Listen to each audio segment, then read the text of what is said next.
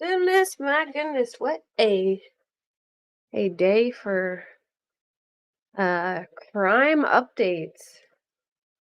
Um I have been frantically trying to get stuff together to show y'all and kind of like revisit or like refresh myself with the Crystal Rogers case earlier, but I've spent more time backtracking the Suzanne Morphew stuff, so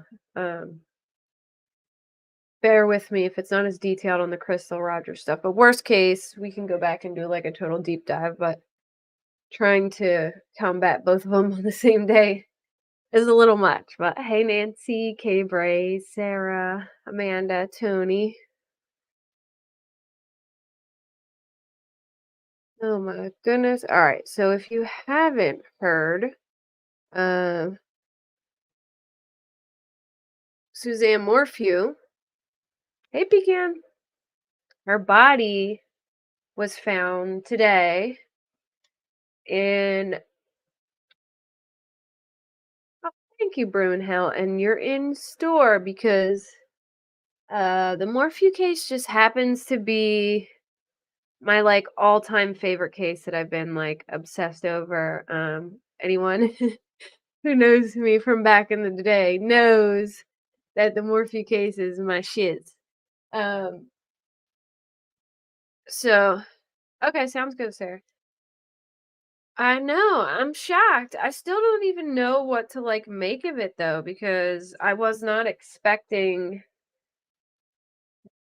where she was like now it just now my brain is like going over every little thing trying to see if I can find a connection here or there, you know? Um and it's making me crazy.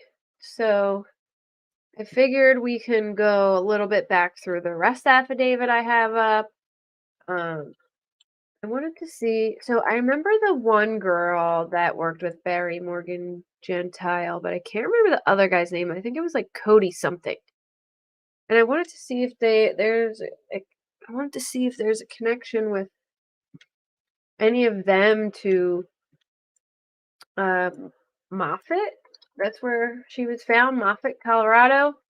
Apparently, her bones were found in a shallow sagebrush grave. I'm not sure if that means like she was buried or if it was just like a ditch or what, but that's what I'm hearing. And they are pretty much keeping it pretty quiet um about her cause of death. Um they are not really giving any information as to where her body was found. Uh, Moffat is pretty small though, and it's just a lot of fields, so it really could be like anywhere in here. Um, and it is near the, like, sand dunes, so but apparently in a it's very empty there. That's all I can really looks like a desert with, like, tumbleweeds all over, you know?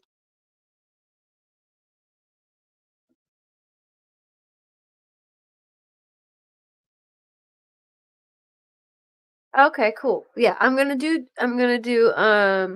Suzanne, and then I'll go into the Crystal Rogers case, which is also a big oh really? They go on spiritual journeys. Okay. So it is about 40 minutes from her home. About 40 minutes. But here's the kicker. It's 40 minutes in the opposite direction from where Barry was traveling that morning and where his GPS says he was. So now it's like, did he have help? Um, I think most people obviously think that Barry is involved.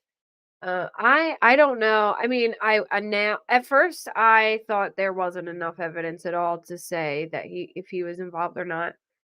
And it was probably, people would get frustrated with me, but it wasn't enough. And obviously it wasn't enough because it didn't hold up in court. But now I'm like, oh, well, now that her body's close, I definitely, that raises my suspicion of him. But, you know, I guess we'll see how this plays out. I mean, I suppose we could play devil's advocate and be like, oh, maybe some person was driving by and hit her or something happened and snatched her up. But here's the thing, that her bike was found off County Road 225, which wasn't off the highway. If she was on the highway, then I'd be like, that it would make more sense to me, but the county road is like on their way out of the street. So I'll show you guys. Um but her helmet, yeah, at least, yeah, I'm glad that she's been found finally. But the helmet now was in the direction of Broomfield, but I'm just not sure how he would have gotten to Moffat, like, on those days. Maybe he could have moved her later? I know there was a house that he did some concrete on, but I looked that up and that was in Salida still. So it wasn't that. So we'll have to go through. But and then once I kind of give a rundown of this, and we'll kind of go over like a little bit of a timeline, and then I'll do Crystal Rogers. But let me show you. Oh yeah, so Crystal Rogers. I didn't get to tell you guys what happened with Crystal Rogers. Now here it's very similar. I wouldn't say similar to this case, but kind of like, her boyfriend has been the main suspect for a while now. She went missing in 2017, I believe, on 4th of July weekend. She just disappeared. Her car was found a couple days later on the Bluegrass Highway. Her keys still in there. Her purse, all that stuff.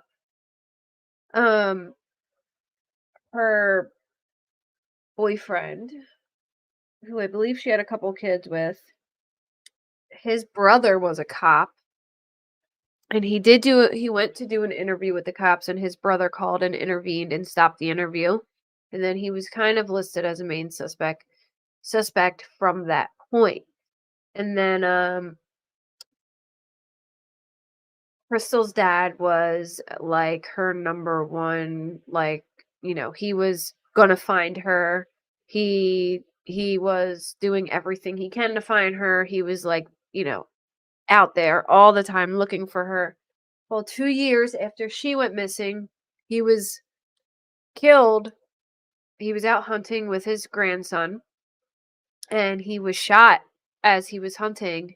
But they believe that, somebody was kind of like lying in wait for him. and shot him. And then on the scene of where she went missing, there was a white Buick that was seen, and Brooks, that was her boyfriend's name, his grandmother had a white Buick, and they subpoenaed her to testify in front of a grand jury, and she refused. So, um, he's always kind of been a main suspect, and recently they arrested some man. I forget his name, but I will pull it up. And then shortly after that, they arrested Brooks. So I'm wondering if maybe this man ratted out Brooks, said he helped him or something. But um, it's pretty crazy. These are two very high profile cases that big things happen today. So I guess we'll go into we'll deep dive into Suzanne Morphew first. So Suzanne, originally from, I believe it was Indiana, Arcadia in Indiana, I think it was. Um, her and her husband moved, and her kids moved to Salida, Colorado, to follow her daughter, who was going to college out there. And they moved into this beautiful multi-million-dollar home in Salida, and I got a picture of her so you guys can see.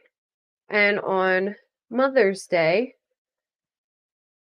her husband, Barry, went for uh, left to go do a job in Broomfield, Colorado, early in the morning. He says that was the last time that he saw her. And supposedly she had picked up mountain biking, and everyone thought maybe she had gotten an accident on a mountain bike or something along those lines. Later, so while during the day, her daughter calls the neighbors concerned because she can't get a hold of her mom. The neighbors go over there and she's not there, so they call the police, who call Barry, and then Barry is like, "I'm in Broomfield. I will come home." And then he comes home, and then shortly after, they find her bike down a ravine at the bottom of a hill. It doesn't look like there's any damage to it. There's no blood on it. Nothing like that. And then later okay, I think a few days later, they find her helmet down the highway headed in the direction of Broomfield. Um so exactly a year after, like a year to the date after she went missing, they arrested Barry uh on, I think it was either first or second degree murder. And then it went pretty far in court, and the trial was about to start.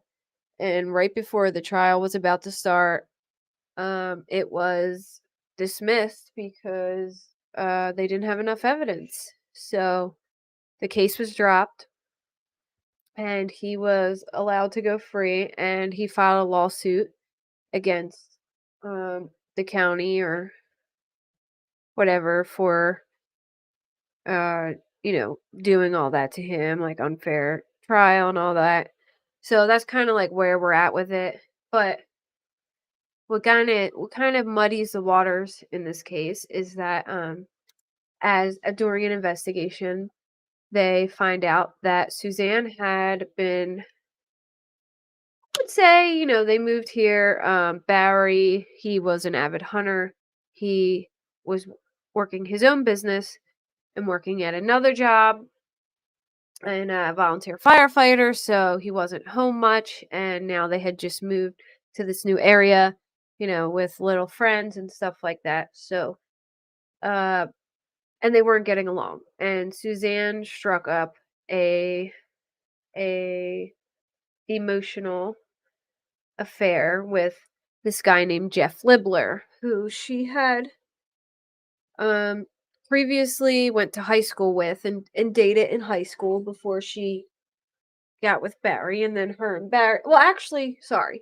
She cheated on Barry in high school with him at a party, and then she ended up marrying Barry. Her and Barry were high school sweethearts. So she started dating Jeff, who was also married, and he was a businessman who traveled all over. So she had traveled to several places to go meet him and carry on their affair, which became physical by that point. So like she met him probably like 6 or 7 times in like 2 years or 1 year maybe. I would have to go over it again. But anyway, for the longest time, they didn't even know that she did have an affair, because she was very careful at hiding her messages, and she would communicate with him through this app called WhatsApp. And how they found out that she was cheating on Barry was she had obtained a spy pen, like this little pen that would record sound when somebody started talking near it. And what happened was she had got this spy pen. I guess she was trying to catch Barry in an affair, and then you know, recorded herself speaking to her boyfriend, and that's how the affair kind of came out. And what was also kind of strange, which they didn't seem to be too worried about it, was that when all of this broke, that she went missing, Jeff Libler never came forward. They he didn't yeah, good old spy pens. He didn't come forward until they found out about him.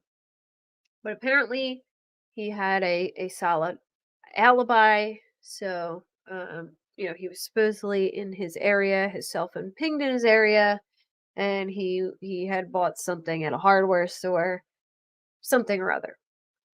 But she had made plans with him to um move to Ecuador. She even researched healthcare there because she had several bouts of cancer. Um she had dealt with cancer several times in her life and beat it, and I'm not sure if she had got it again, or there was some kind of issue there, but she was looking into the healthcare there and language stuff, language schools. Hey, Joneson.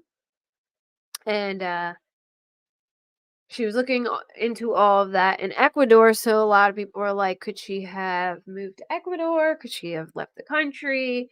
Whatever.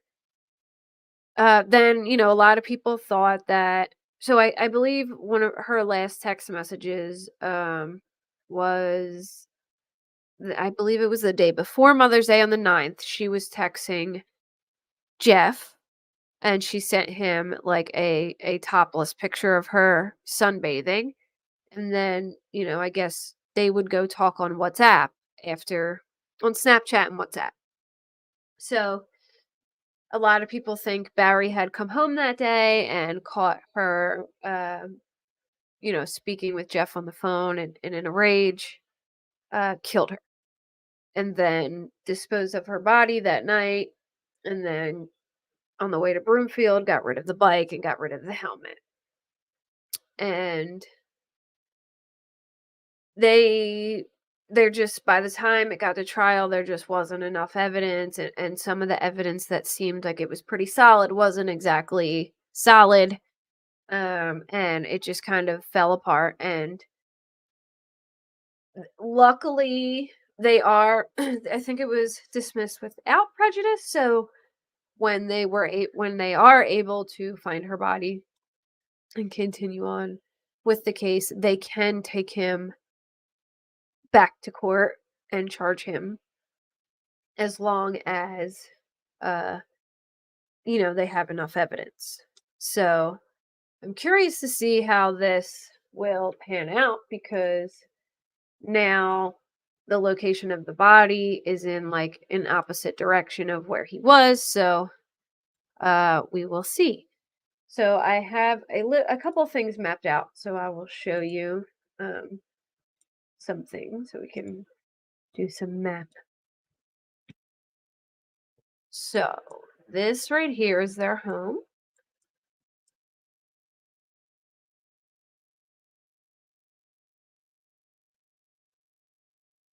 Mm, Street here, probably not. No. All right, and normally she would, bike I believe they said to Foose's Dam a lot, which was this way. But then this is where her stuff was found. So here's the Morphew home. And then if you come up here, this is County Road 225. And they said as they turned on from the highway and turned around this bend, they seen her bike, which was down in this ravine right here. And the front wheel was facing the creek. There was no significant damage to the bike. There was no blood on it. There wasn't any like vegetation that was flattened that indicated there was a body there. The only thing was that the brakes were locked and that the steering wheel had turned completely to the left and kind of like wrapped up the cords and got stuck like that. So that's where they found her bike. And then her helmet was found over here off the side of the road over here on the highway, which is the path that Barry took to where is Broomfield? Yeah, there's Broomfield. So he went left to go to Broomfield. I don't know exactly how they get there, but he went towards where the helmet was, and then Broomfield. Where do I have it marked? Right there. So Broomfield's over here. So that's a house. There's Broomfield near Denver. And then her body was found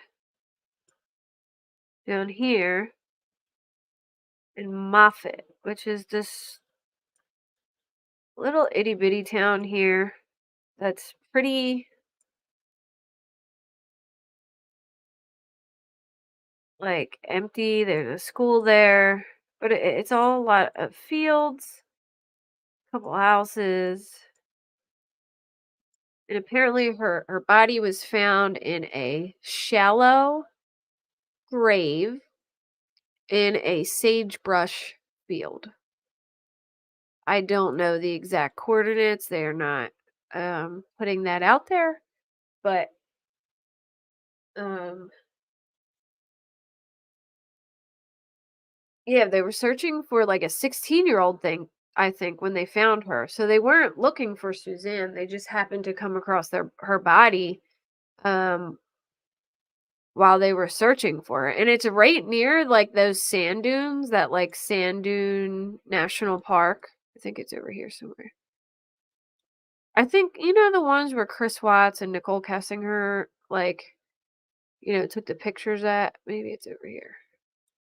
I don't know, but that national park is over here somewhere. And yeah, right. It's very small, the town. Like, look, I'll show you.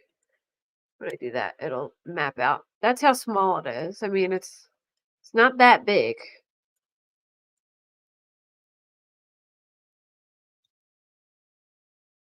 Yeah. I don't know. I mean, I don't know how much evidence. I mean, I think they may be able to like maybe tie it together, if any of his coworkers had some kind of connection there, or I'm just showing pictures of the town so you can see that it's pretty vast. Um it looks like a lot of sagebrush fields, to be honest. Like that's all it looks like. So, in a nutshell, a lot of people think maybe he had help or something because his GPS doesn't particularly put him in this area. Um, the only thing I can think of is maybe there may be a small area in the timeline of the night of the 9th, which I have the affidavit up just in case so we can look and see. And I wanted to see if maybe there's a connection with all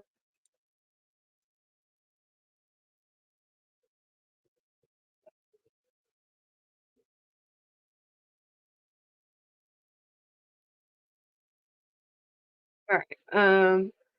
So I'm not gonna read this all because it's a lot, but I'm just gonna kind of like go through some important parts that I think are like a need to know type thing. All right, so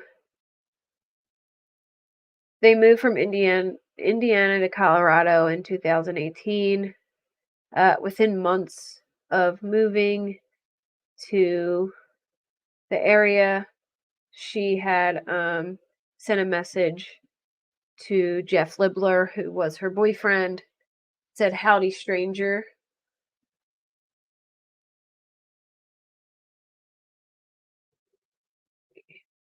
Suzanne took clear, articulable steps in January 2020 in attempts to separate from and divorce her husband. I wouldn't say divorce, but she did talk about, wanting to separate, but she did feel kind of they were very religious and divorcing was very much against their um religion. So I don't know that she had like talked about it, but she had made it like a big deal that, you know, she didn't want to because of their religion or whatever. Um she told her family and close friends about her intention and secretly recorded notes in her phone because supposedly Barry monitored her phone. She confronted Barry in arguments that she secretly recorded with the help of a friend by getting the spy pen, and then finally sent him a text a couple days before she disappeared saying that she was done and let's handle this civilly.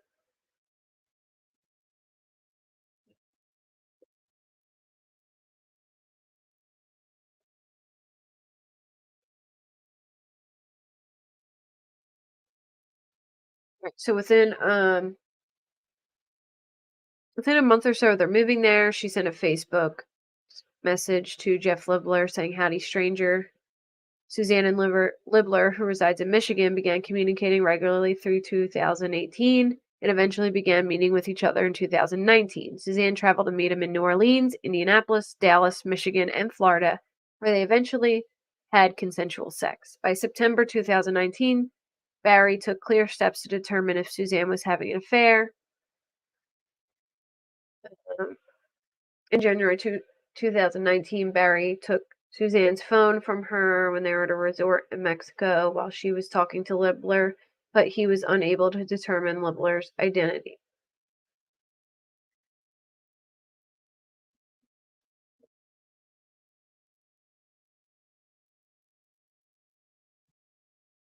All right, so on May 10th at 5:58 p.m., Deputy Damon Brown was notified that a possible missing person who also has cancer.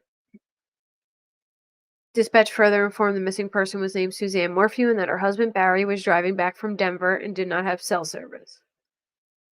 Her daughter was attending college at Western State University.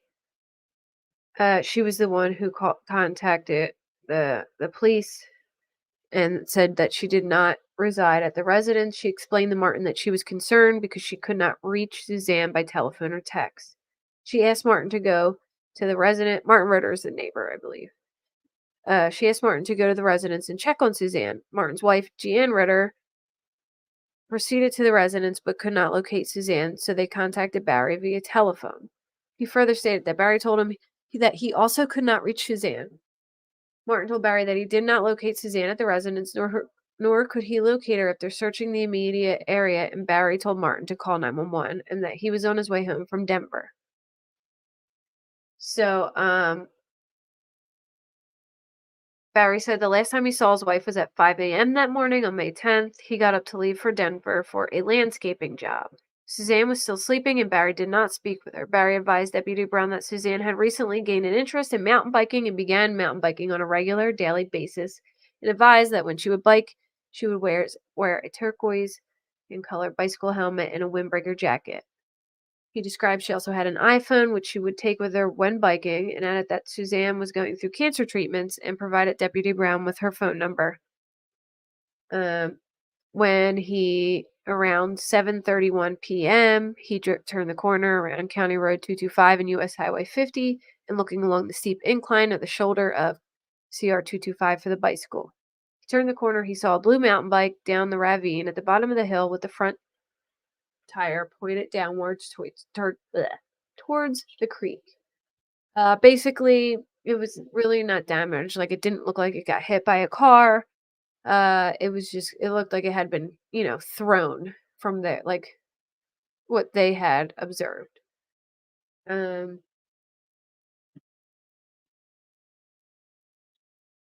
they went into the house. They went into the master bedroom. There was a 22 caliber round of ammunition unfired on the floor next to the bed. Then he looked under the bed to inquire where the ammunition may have come from and observed what appeared to be a rifle storage case. Uh, I'm not going to read some of the stuff because some of the stuff and like that they put in the arrest warrant ended up being tested. Like there was a brown substance that was on the closet wall, which they tested and it was not blood. So like things like that, I'm going to skip over because they were already, I remember that they were already, like, it doesn't matter because it didn't have anything to do with anything. Um, they searched Suzanne's vehicle, and in Suzanne's vehicle, they found her like water bottle that she would usually take with her to go mountain biking, and they found her credit cards and things like that. Mm, mm. They asked to ping Suzanne's cell phone. That the cell phone appeared to be off, and the last known activity was at I was looking for this 4:23 a.m. on the present date, with a general location about 11.5 miles west of a cell tower in Poncha Springs. 11 miles. So how, hold on. I need to figure this out real quick. How many miles it is from Vida. Let's do Poncha Springs to Moffett. I don't remember them ever having search parties in Moffett. I know they had some in like. Okay, so it's 39 miles to Moffett, but they said that there was a cell tower. Um, her last location was this 11.5 miles from a cell tower. So how long? I don't even know like what towns are in between them.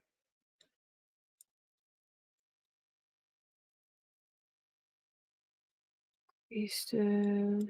Bonanza, maybe? Let's see how far Bonanza is, because that's kind of.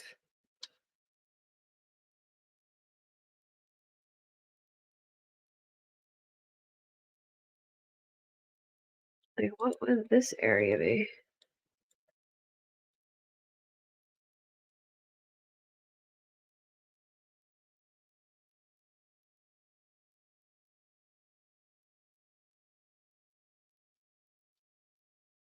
Sorry, I'm doing some thing real quick.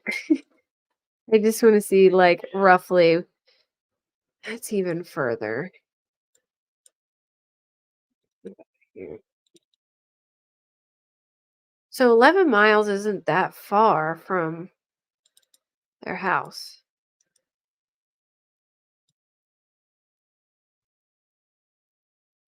Marshall Pass. All right, let me see what that is.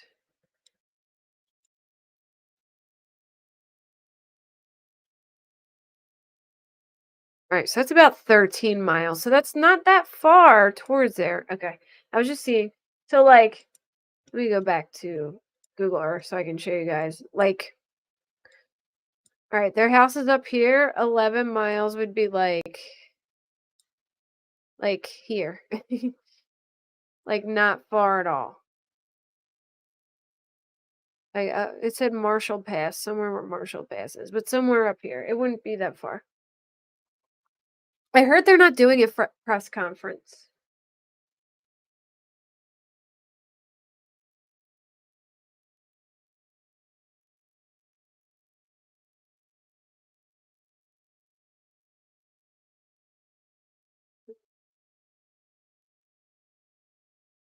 Yeah, I heard that they're not gonna have a press conference. I know that Barry was the first to be notified because he was next of kin. So he was the very first one to be notified that she was found. All right. I was looking for this. So at 4:23 a.m., they're saying she was 11 miles from a tower in Poncha Springs. But here's another thing. From Poncha Springs to the Morphew home, that might even be 11 miles. Let me see. Let's see. Yeah. So, in a nutshell, her last known location at 4:23 a.m. from a tower in Poncha Springs, that could her just being at home because Poncha Springs is like exactly 11 miles from their home. You know what I'm saying? Like,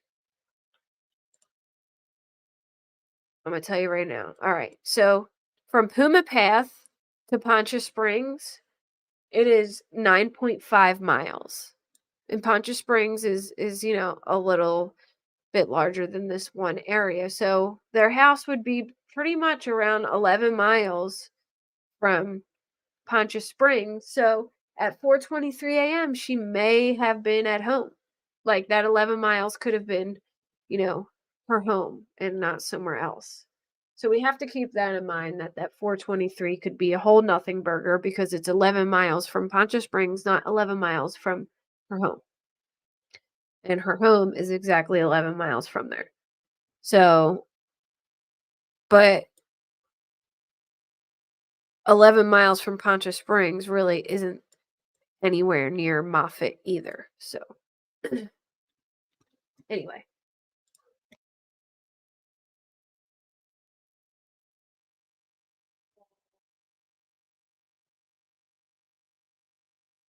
11 miles west of a cell tower. So,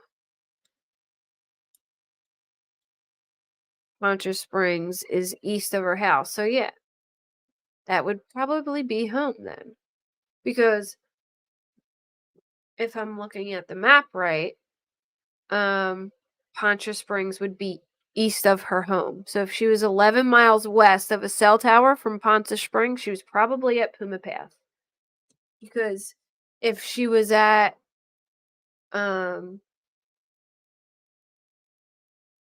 if she was at in Moffat or anywhere near Moffat, it would be south, I believe. Yeah. It would be considered south. She would be 11 miles south. So if she was pinging at her home at I'll say around her home. We'll go with she was pinging her last known location was pinging around her home area at 4:23 a.m. So let me put that.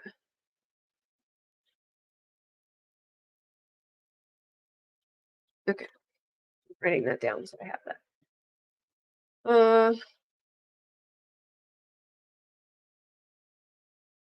At 8:42 p.m., Barry arrived on the scene in his truck by himself.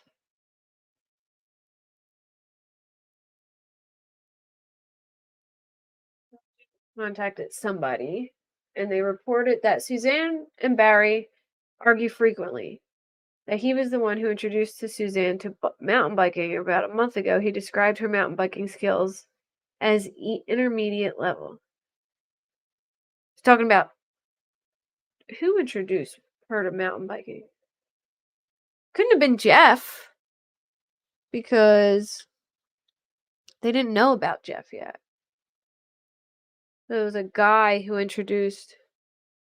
I thought Jeff introduced her to mountain biking, but it couldn't have been Jeff because they didn't know about that, about him. If anyone knows that, Please let me know who introduced her to mountain biking. I never noticed that. I wonder who it is, because they blocked out their name.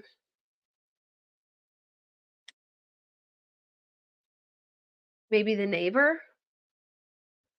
When he was asked if he noticing anything at all, maybe Martin, he described the bedding was stripped off the bed. He thought that was strange because she does not live at home. She does not. Oh, because the daughter doesn't live at home, and she thought it was unusual for Suzanne's bike not to have any damage if she crashed her mountain bike. They contacted someone who stated that she had last talked to Suzanne on the night of May 9th. She sent a text message to Suzanne wishing her a happy Mother's Day on the 10th, but Suzanne had not replied. At the time, she received a call from Barry asking if she contacted Suzanne, and Blank advised them that she attempted to but was not able to reach her. Barry asked them to let know if she was later able to reach Suzanne and said that Suzanne mountain bikes regularly during the afternoon hours, so often using a wide trail across the highway. She normally took her sunglasses, cell phone, and blue backpack with hydration bladder on the bike rides. When asked if there was any concern with her parents' relationship, she denied concerns or issues. And she denied that Suzanne would ever leave the area for an extended amount of time. They exchanged messages all the way up to May 9th, that she worked out regularly at a gym, and that she had recently taken up mountain biking.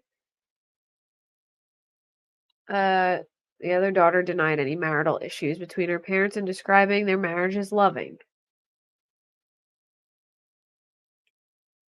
All right, and then in the next interview with the daughter, I forget which one lived at home, Mallory or Macy. I think it was Macy. She admitted her parents argued a lot and that she feared they would separate or divorce. She said they were not doing well and that it was best that they would separate. She reported that Barry and Suzanne were both in an unsafe place emotionally. And my dad are different people, and they argue, and I mean, they get in fights, and I don't know, they both have just not felt safe at some point. Suzanne and Barry weren't getting along and had discussed divorce. When asked if there was a possibility that her mom may have left home because she did not feel safe, and she said her mom would never leave her.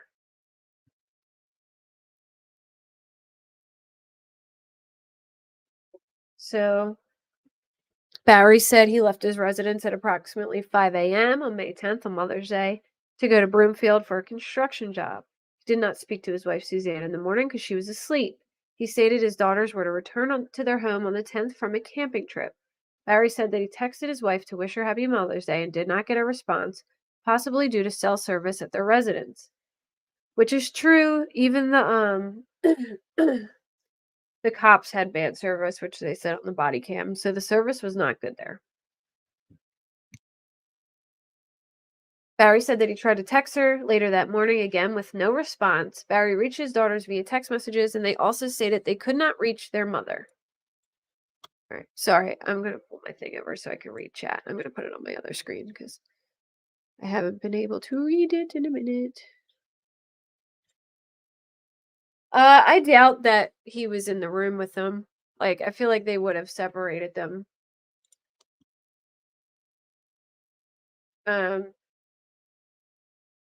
Barry reached out to his daughters, and they also said they couldn't reach their mother. Barry specifically provided his route to travel to Broomfield.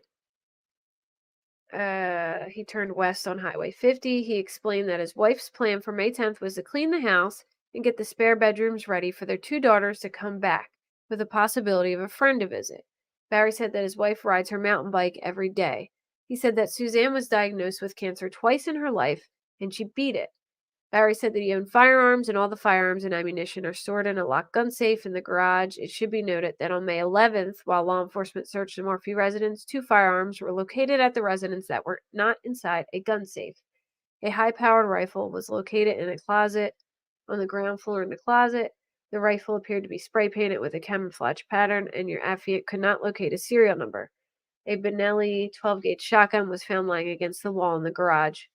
Also, a loaded 22 long rifle cartridge was located lying on the floor in the master bedroom near the right side of the bed. And then they took his truck. All right, so it should be noted that when the residence was searched, law enforcement did not locate a charging cable on either side of the bed.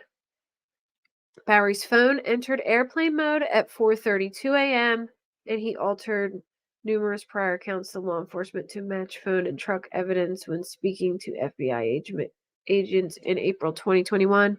Bowery said he turned left on Highway 50 when leaving his house, the opposite direction of heading to Broomfield, because he saw a bull elk crossing the road.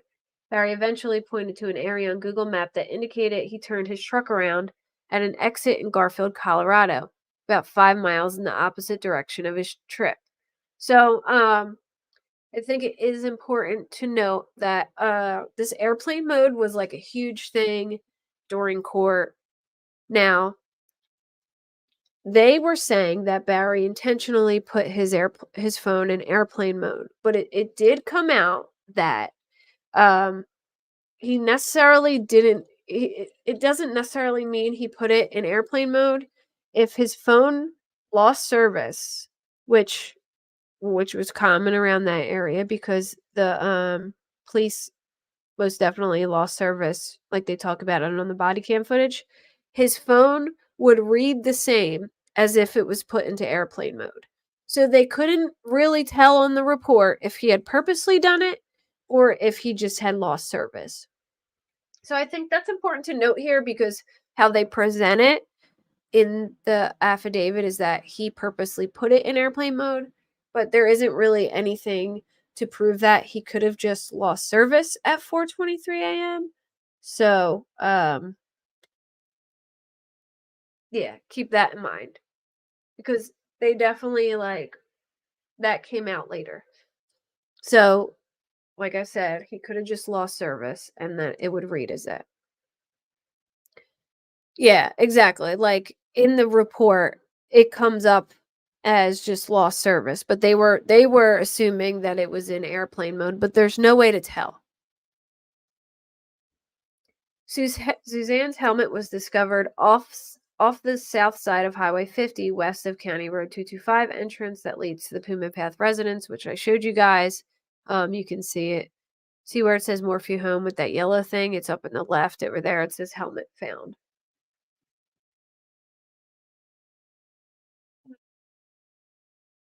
Let me see.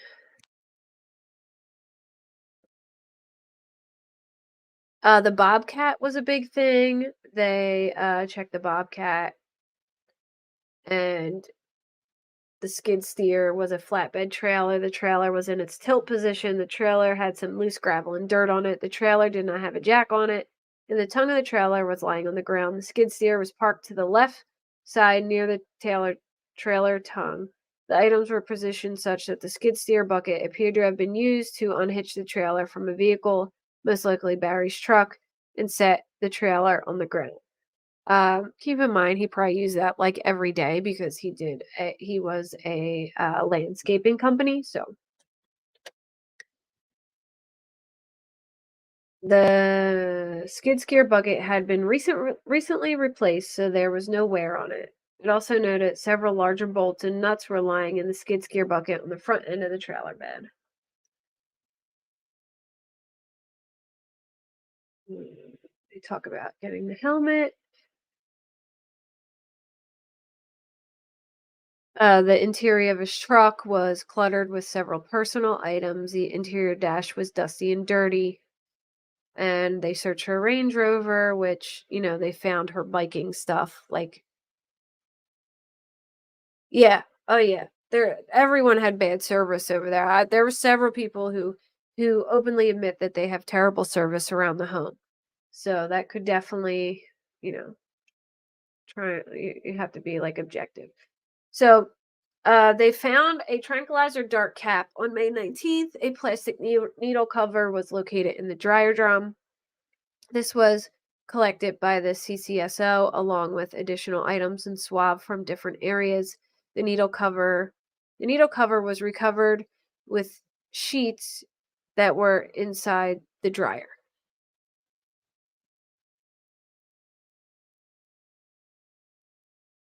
Uh the bobcat was at a certain location. Are you talking about his job when he took it to DSI?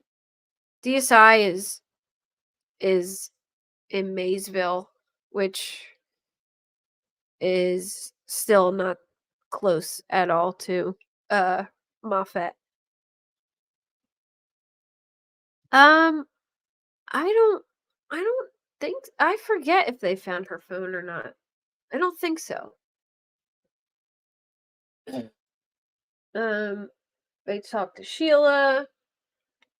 Sheila talks about, how Suzanne that she showed text message where Suzanne was saying that he's Jekyll and Hyde and that she's so stressed she can't stay healthy in this and that he threatens to come home and pack and that he won't speak of divorce.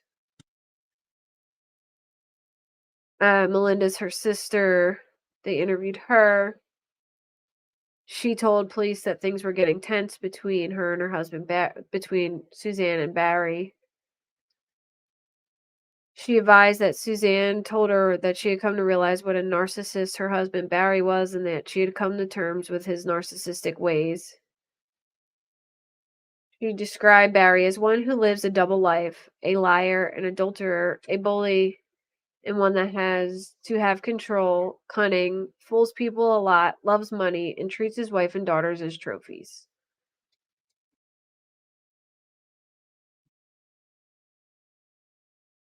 I mean, I think narcissist is a big word to throw out there. And he may have been leading a double life because he did end up having a girlfriend. Like it came out that he had a girlfriend, but we don't really know that they were together before Suzanne left. But we do know Suzanne was cheating. Um, but she was trying to catch him having an affair, and she believed that he was having an affair. But who knows? It could yeah. I mean, I'm not really sure because at the same time, I've always questioned this because and this is why I think I've always looked at this case from a completely different angle. Uh we work in construction and starting a new business in a new area, especially when you had a multi-million dollar business before, is hard and it takes up a lot of your time. Like a lot. Not to mention that he also had a second job. So he's building his business, working a second job. He loves to hunt and he's a volunteer firefighter. I mean, you would I don't feel like there would be a lot of time for affairs, but I don't know. You never know. And then like they say he's controlling, but I just can't all right. For someone to go travel all over the world and able to like meet up with their boyfriend in several different states and it not, nobody questioning her or anything. I just don't see the control part of it. Like if I left town like 6 or 7 times or even twice, my hubby would be like, "Where the hell are you going? What is going on now?" But she was able to travel like 6 or 7 times to many cities, stuff like that. So I don't know that I agree with all of this. He could be, but um, maybe some of them, but not all of them. She advised that her sister was a codependent person and was very dependent on Barry. They lived a phony life and would often put on a front as if they were happy together.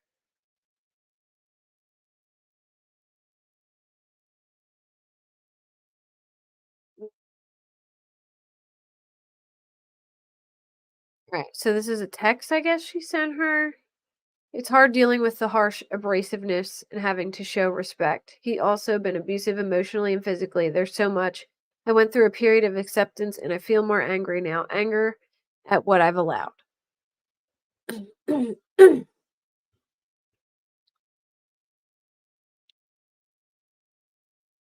They would always say work trips and bring home money. Yeah, but she didn't work. You know what I mean? Like, as far as I know, she hadn't worked in 20 years and was completely dependent on Barry. So she was just, going, traveling.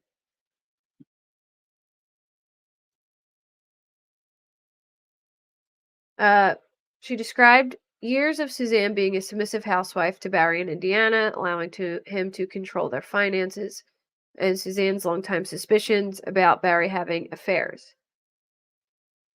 Beaumont said Suzanne loved Barry and wanted to be a good wife and mother to her two girls. Beaumont thought the primary reason for the move to Colorado was Barry's long-term desire to move there for hunting. She thought Suzanne threw caution in the wind and moved in an attempt to save their marriage and start over.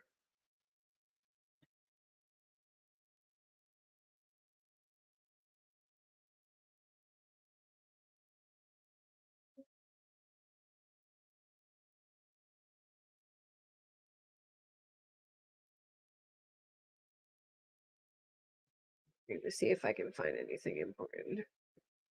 All right, so Libler, they found Suzanne's spy pen and they heard her talk about someone named Jeff, and they began prioritizing anyone named Jeff in Suzanne's social media records. On the pen, Suzanne spoke to an unknown male named Jeff while she was in Florida as if he was her lover, but no last name or phone number was provided. After months of investigation, after working through a list of about 20 or more Jeffs, possibly associated with Suzanne, Jeff Libler, a former high school friend of Suzanne, was identified and interviewed. Libler provided the following information. On November 4th, 2020, he recognized his voice as being the voice on Suzanne's pen recording. After discussing his relationship with Suzanne and Libler talking about their secret meetings, he asked to continue the interview in person. He said after he learned Suzanne went missing, he figured there's no way she's alive. He said he is not proud about not coming forward, giving reasons to agents that he has 6 kids and a wife and will lose his job. Libler said when this happened, he thought Suzanne was abducted, so he kept quiet, which is really strange. That never made sense to me. If you thought she was abducted, why would you keep quiet and not come forward and say anything? Like, I don't know. I can't stand Jeff. Um,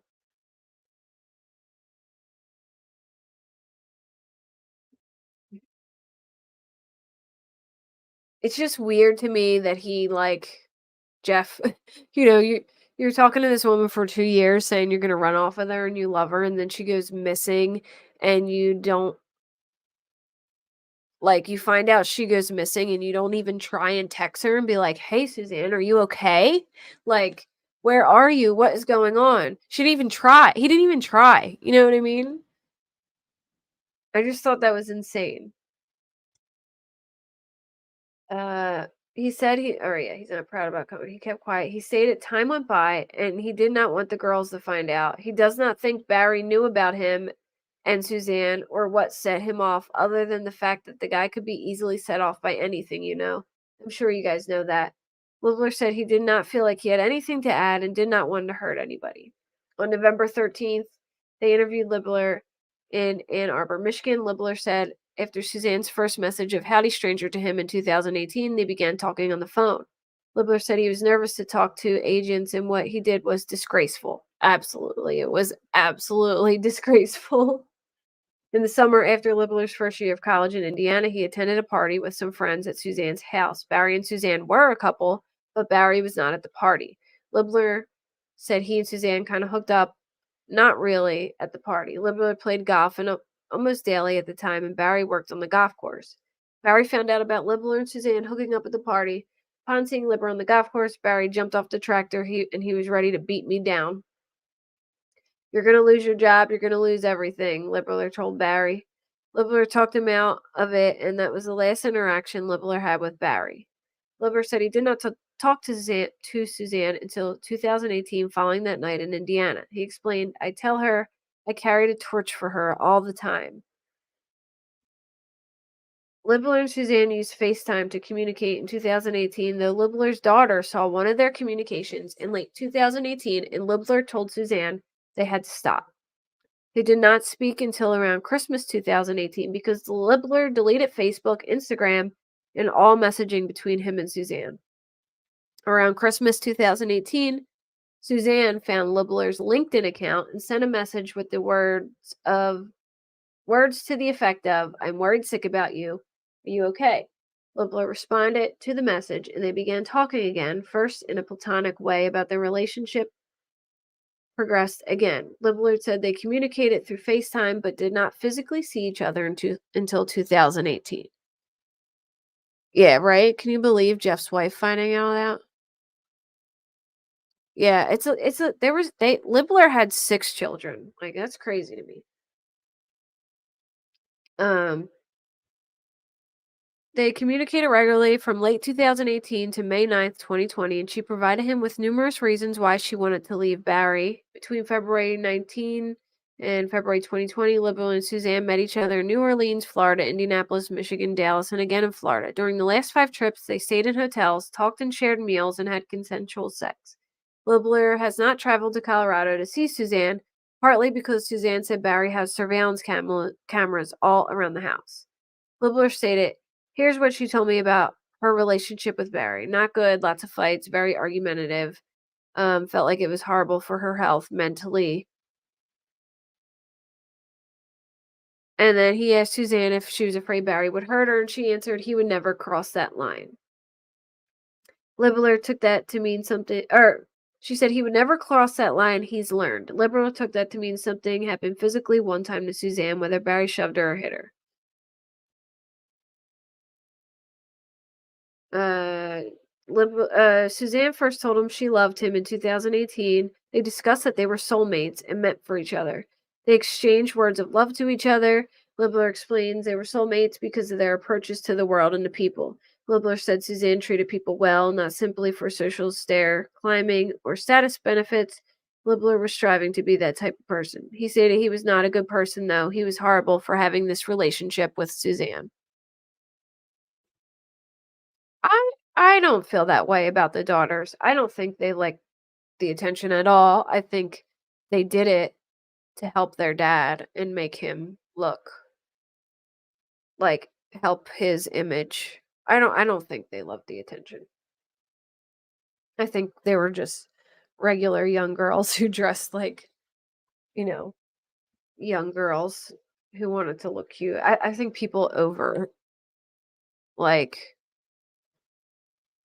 said terrible things about the daughters. Like, I feel like they were just regular girls. Like, at that age, I was the same way, you know what I mean? I don't see anything wrong with them, and I think people were really nasty about the girls, to be honest. And I do feel bad for them because, they're kinda, like, stuck in a really crappy situation because whoever wants to believe their parent has done something bad, especially when you didn't have, like, significant evidence, you know? Like, I would have a hard time ever seeing my dad in that light. But yeah, I think that the daughters dressed absolutely, normal for their age. And I think they did that for the cameras, so they supported their dad, and made it look like they were very hardcore supporting him to help his public image when he would go to court. Hold on, let me see. Agents asked Libler how Suzanne took steps to be careful about Barry knowing her travel activities. He said when Barry called, Libler left the room. This happened once in Suzanne's hotel room in New Orleans. Agents asked Libler what other steps they took to conceal their relationship. He responded, we talked all the time about protect, for the kids, for family, all that stuff.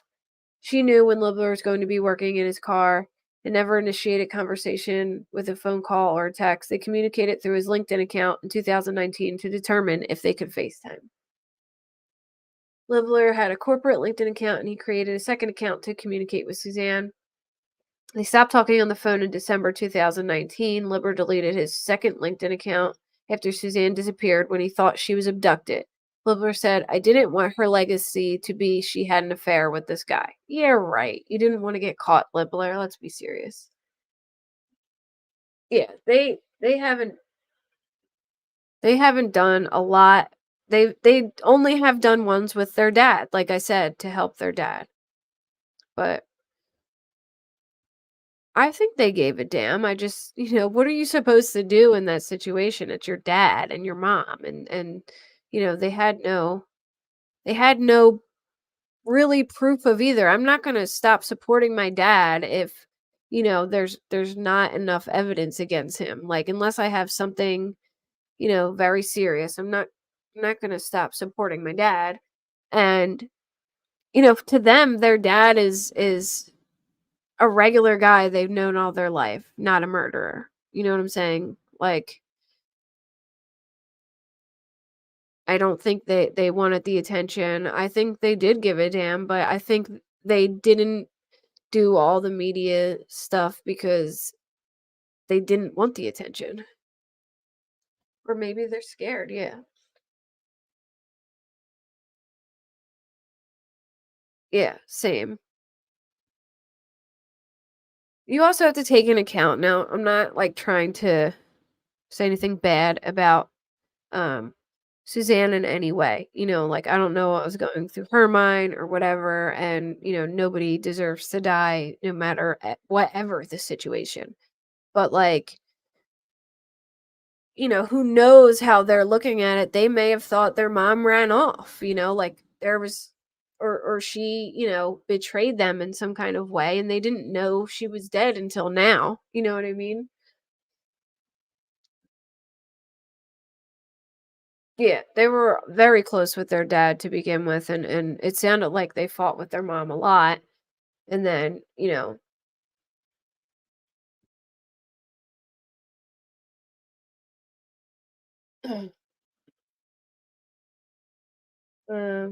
let me see.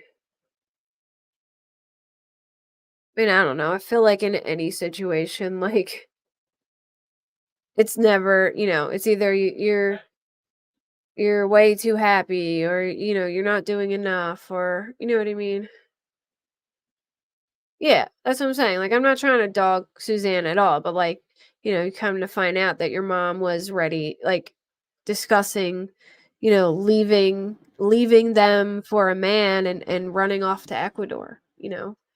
If I had seen that, I would be a little, upset. Like my mom was planning on, making plans to leave or whatever. It might have been a little like they might have been confused, yeah. Like, now I'm sure it's a whole different thing for them because now her body was found, and now it's like, that changes everything, but and then your only parent left, that's all you have, and you were naturally closer to him from the jump.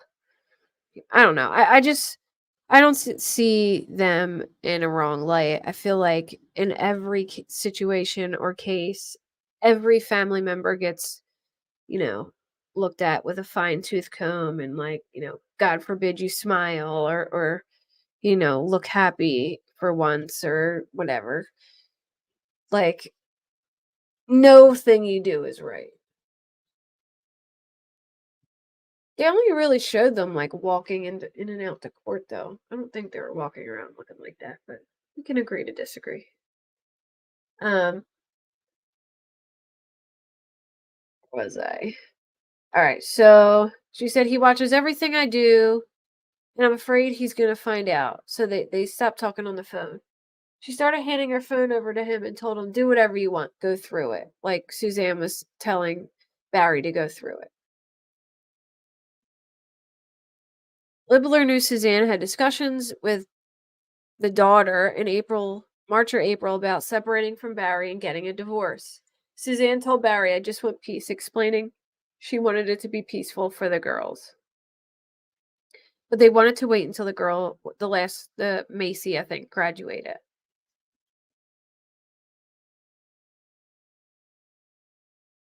She felt shame that she had so much materially. Um, they talked a lot about mountain biking. I'm getting way too much in reading this. I gotta skip through this if I'm gonna not be here all night. um, he said as long as Suzanne gratified Barry sexually, it was fine. I don't think she was driving a lot of pleasure out of things. Uh, they would talk about being on WhatsApp and going back and forth from WhatsApp or whatever.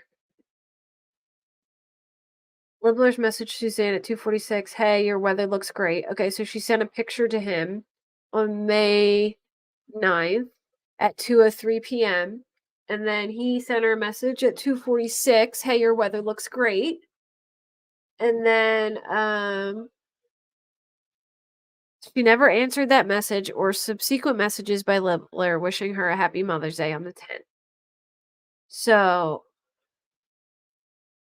I can't remember if there was like another call, I believe, later that either she made or answered. Um,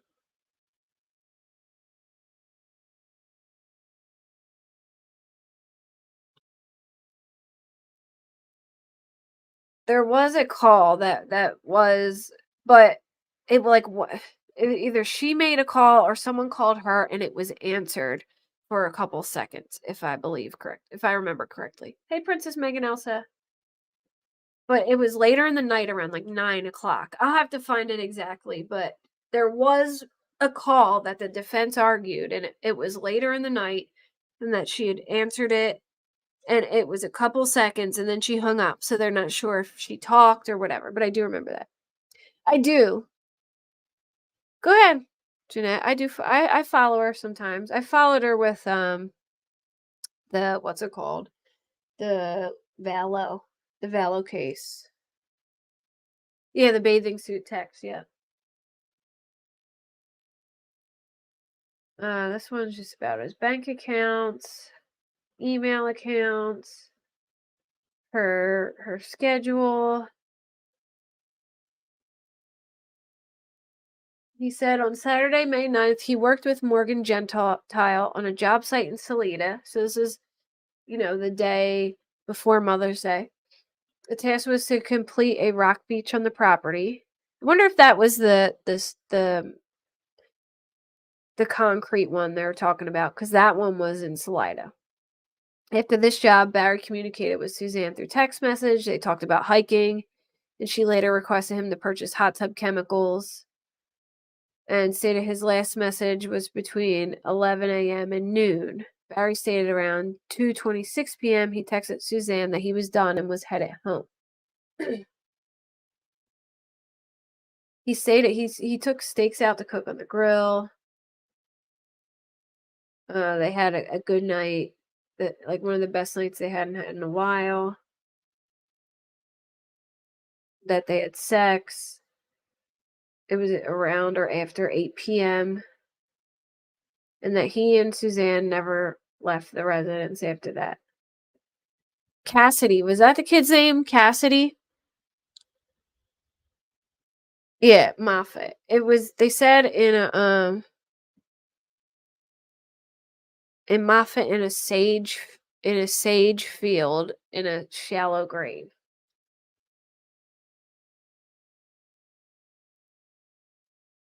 Which that town looks like a giant sage field.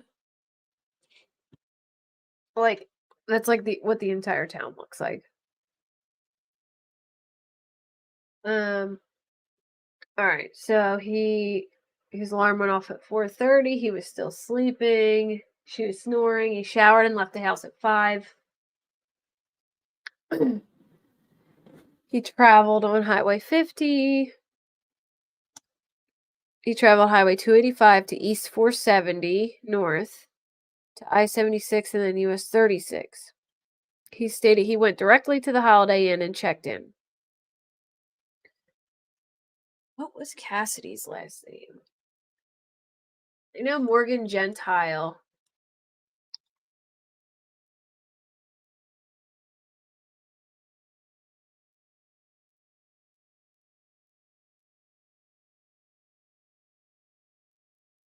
Alright, so anyways, just to I'm gonna break this down, but on his way to the hotel, he made several stops where he threw some stuff out in different locations. And I think this was, you know, super suspect to a lot of people, and that was like the big thing. Uh this I've always kind of just it I look at it different, that it's not as a big deal to me because he was a landscaper, and a lot of time cheap people throw out Cordova. Yes, that was it. A lot of time people throw out like roofers. Now, it is not what people should do, but a lot of people in construction, um a lot of people who work in construction will throw out materials in several different uh dumpsters so they don't put too much in one and get caught, and they'll go from dumpster to dumpster. But I will say it is extremely suspect because of the timing of her going missing. Felt a place with the word Jasper in it, which she thought it was Jasper Gold Mine. However, in Moffat, there's a trail called Jasper Trail. I can look it up. See.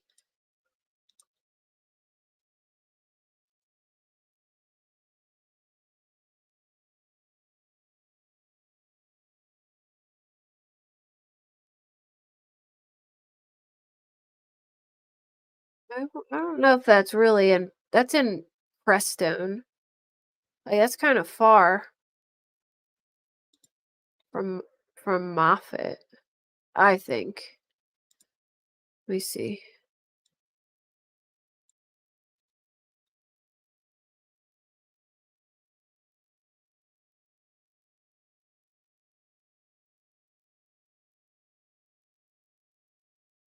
That's like. Sorry, I didn't mean to do it. No, done. Why delete this? All right, from here to here, it was 11 point something miles.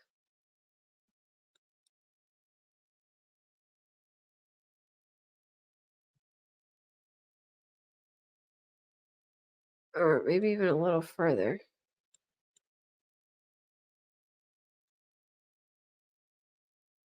I'm gonna see, like, Jasper Trail.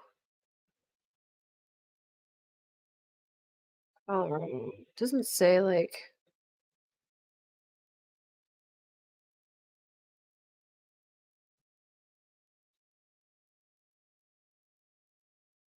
It's kind of far.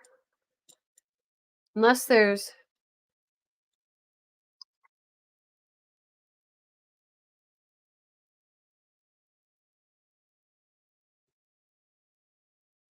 Type in Jasper and see if we can find a Jasper and Moffat. Because this is Moffat, right? And then, like, the Jasper Trail would be, like, all the way over here. But it could be.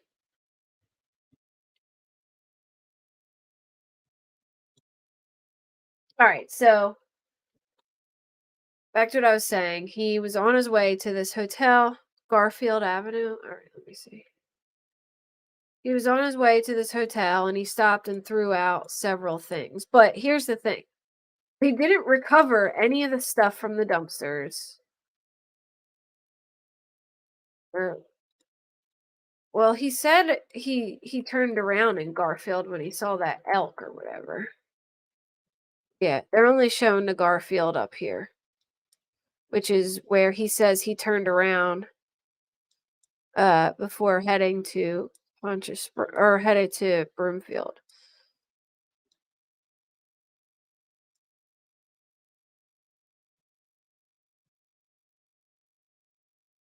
So, So yeah, he throws out the different trash in different places, but they just see different bags. They saw like a plastic container where you would put plants in.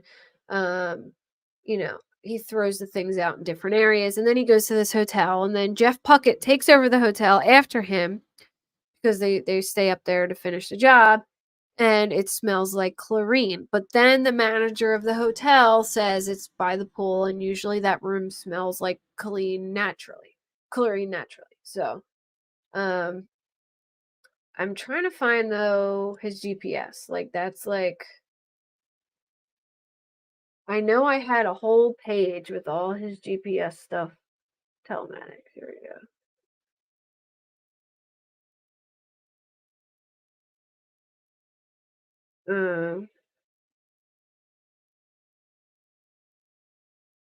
I had the whole telematics thing.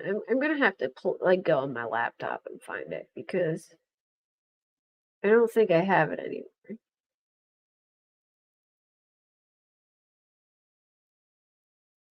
Um, so he walked into the hotel carrying two white trash bags, a khaki backpack, hair boots, a dark color item, and a piece of clothing with blue teal coloring.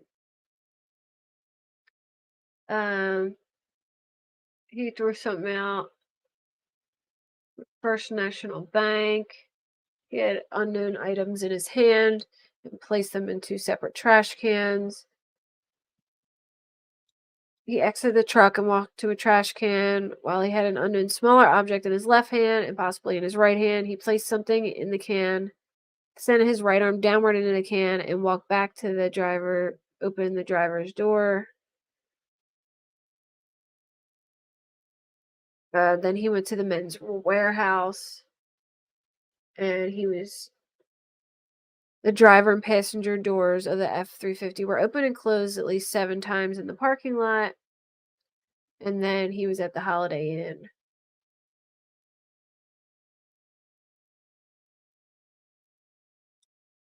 Damn telematics. That's all I want to see.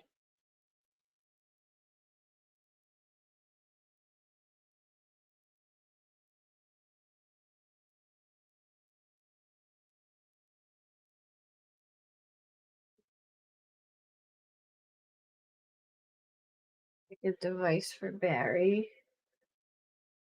A second phone. Life. Hold on. I'm looking.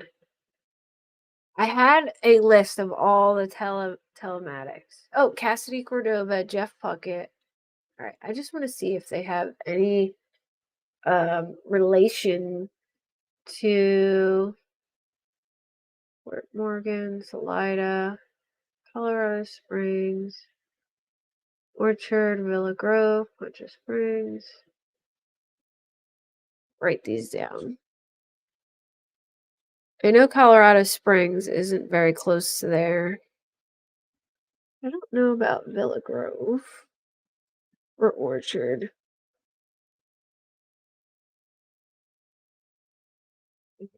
Oregon.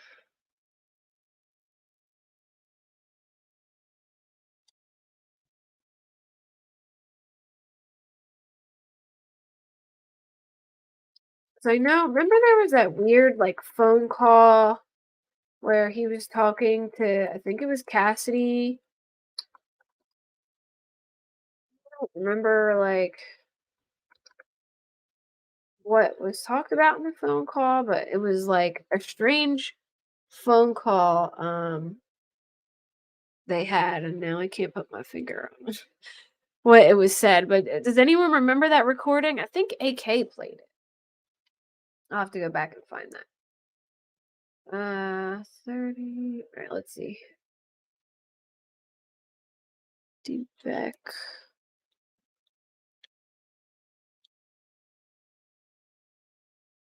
Junction. I want to see if these places are close to Moffat. Like, I'm trying to figure out like where Moffat came into all this. Like,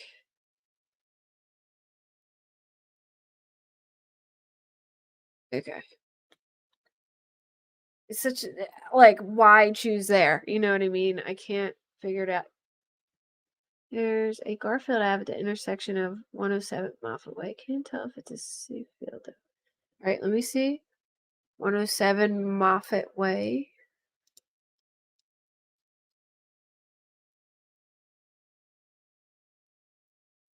Okay, so that would be. So they said it's in Saskatchewan County or something like that. So searching.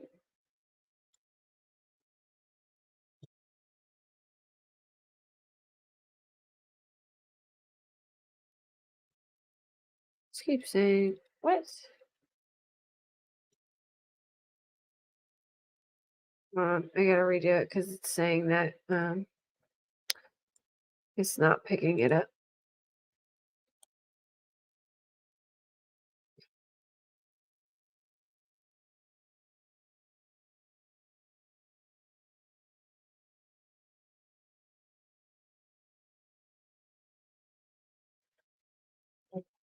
Let me try a different one.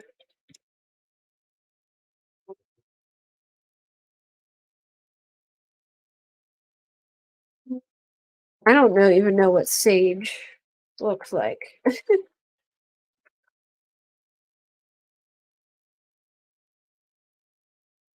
right, I'm gonna look it up right now.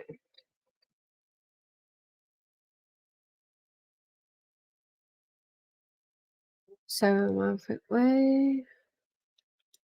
I mean, everything looks like a darn field to me, to be honest.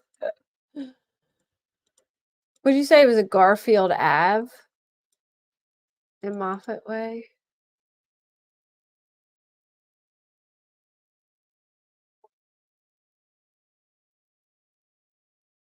Okay. Why can't I look at the street view?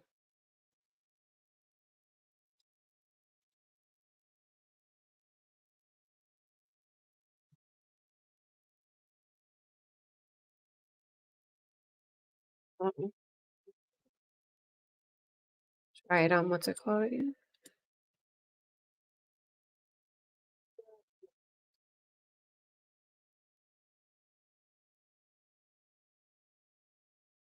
Oh, there we go. Can you guys see that? Is it showing it? Okay.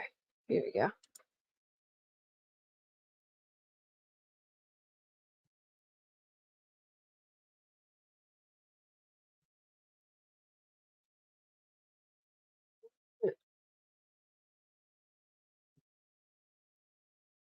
Select highlighted in blue. Okay. Oh, I gotta go over here. Okay. I mean, all of this looks like sagebrush to me. I mean, I can look up what sagebrush is, but in my opinion, like it all looks like yeah, sagebrush is like literally everything in that field. Like see all the things in the field?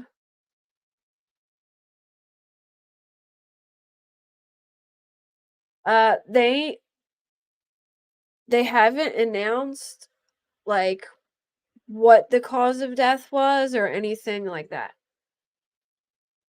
They just they haven't they said no arrests are made yet and that they did an autopsy and they identified her, but they're not saying anything else. So, and Barry was first to be notified.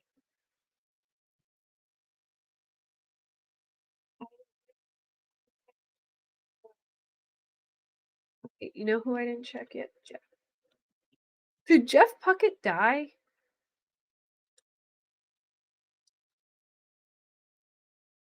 Who was the guy? Does anyone remember who was the guy that was his buddy from the firefighter place?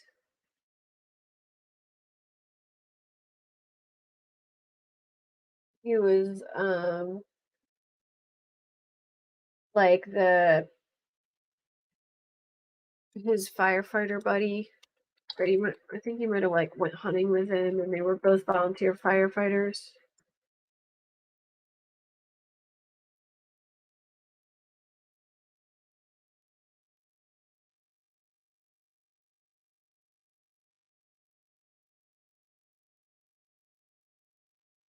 He's older.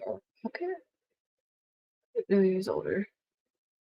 I wish I could remember that guy's name because I remember there was like talk about him meeting up with him somewhere, and I don't remember exactly how it went down. But Brad Oswald? No, that's an Indiana. John Schmidt. He was the tip guy. Morgan Gentile. George Davis? Maybe it was George. They work out together. Maybe that guy.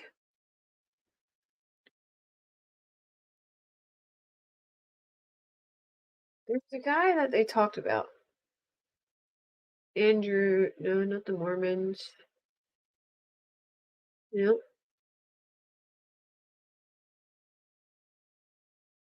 Oh yeah, remember CBD Tim? Forgot about that guy.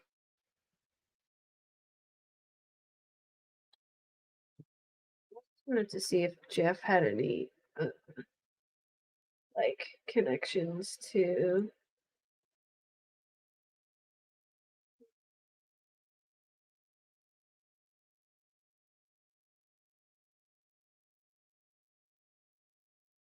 I wanted to see if he had any connections to Moffat, but I don't see any. Like, oh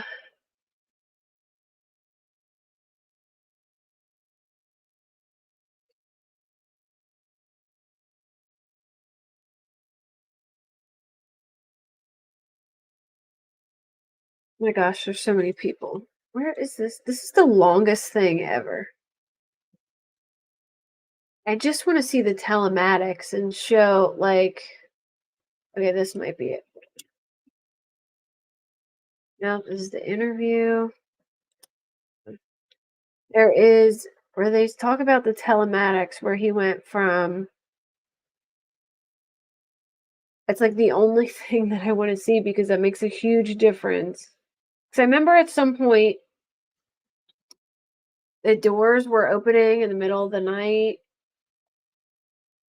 Like they opened and closed.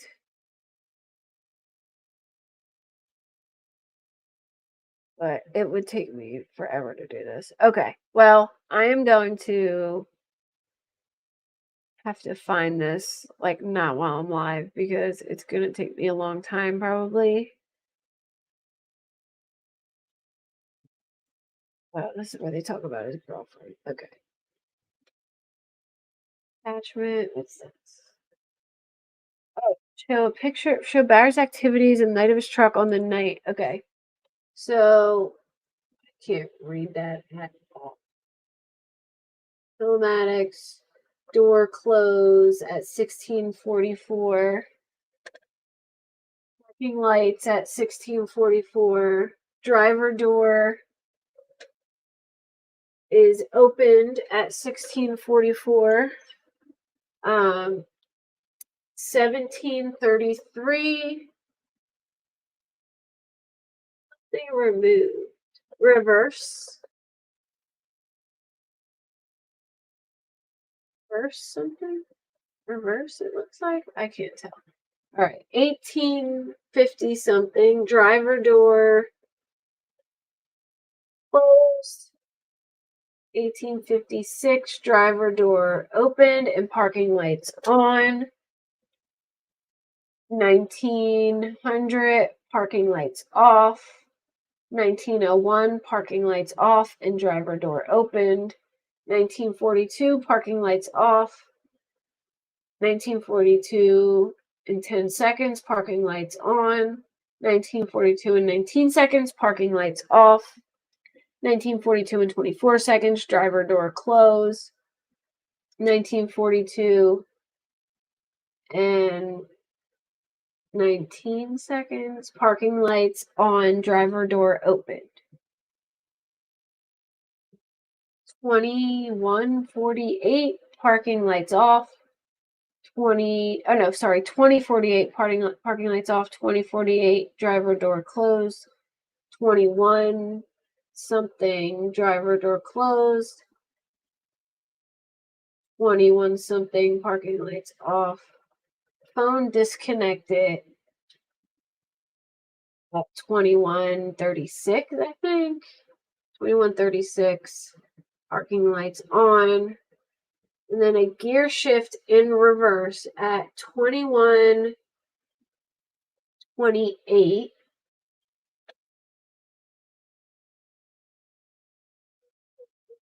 96.8 feet to the edge of the driveway, ending at 21:26. So it moved a couple feet to the end of the driveway. Hey, Ava.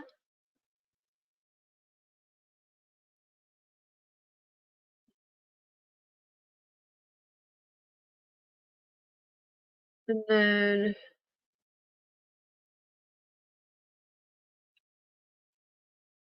let's see the truck telematics with the thing. So I'll have to get them later, but I'll get them later. But I'm gonna go into Crystal Rogers now.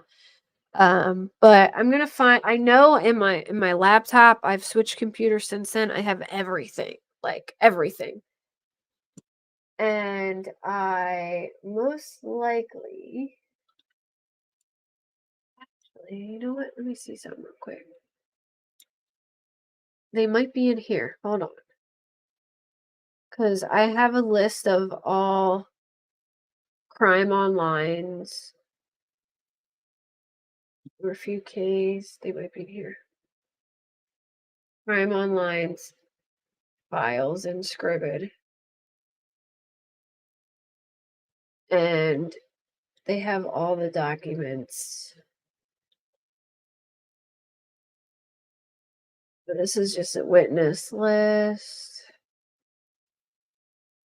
Holy crap, that witness list is big.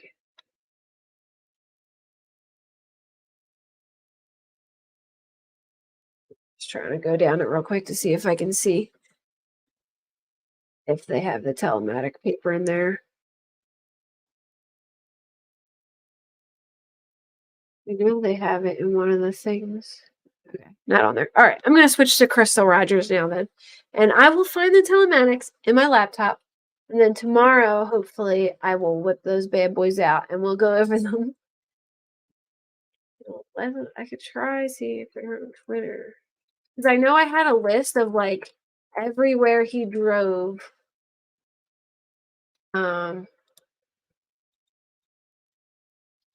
That day, but I don't remember him ever going anywhere near Moffett. He was through Poncha Springs, Broomfield. Maybe he was hooking up his trailer. I didn't think of that. Good call, Brew in Hell. I did not think of that. That would be something that now that I think about it. See, you have like a construction mind like me. That's how I looked at everything from like a construction mind. But if you're trying to hook up a trailer with a backup camera, without a backup camera, that would make sense that he would get in and reverse a little bit, and then because you would have to like reverse it close enough to get to the hitch, and then you have to hook it on and whatever. So that's a good possibility. Maybe he was setting up his like trailer or taking his trailer off before the job. So that's a good observation. I didn't think of that. All right, so Crystal Rogers. Switching to the Crystal Rogers case, and then I'll be back. I'll be back tomorrow with the Suzanne stuff because now I'm going to be down a rabbit hole, and I'm probably going to spend all night looking through things. So I will do that tonight, and then I will find that telematic list because I know I have everything. I have a folder with literally everything. I don't think I have it on this computer. I mean, I can check if I transferred it, but I am pretty darn sure I don't.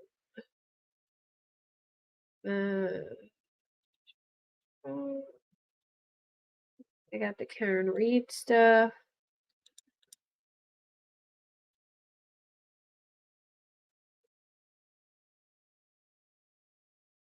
And I don't even know where it would be saved from my old computer. Oh, Morphew, hold on. Yeah, it's empty. Like I have a folder, but I don't have anything in it. All right. Break out the Red Bulls. I know. All right. I'm not and I'm going into Crystal Rogers now. All right, so if y'all don't know about the Crystal Rogers case, this is a really big case that I was just watching. I didn't even finish it though, but there is a special on Peacock about it. If you guys have Peacock, it is a very good like they go over everything. So that if you like need a catch up on the Crystal Rogers case, that is a good way to do it. All right. So let me find the picture of Crystal Rogers. You guys can just see what she looks like, have an idea.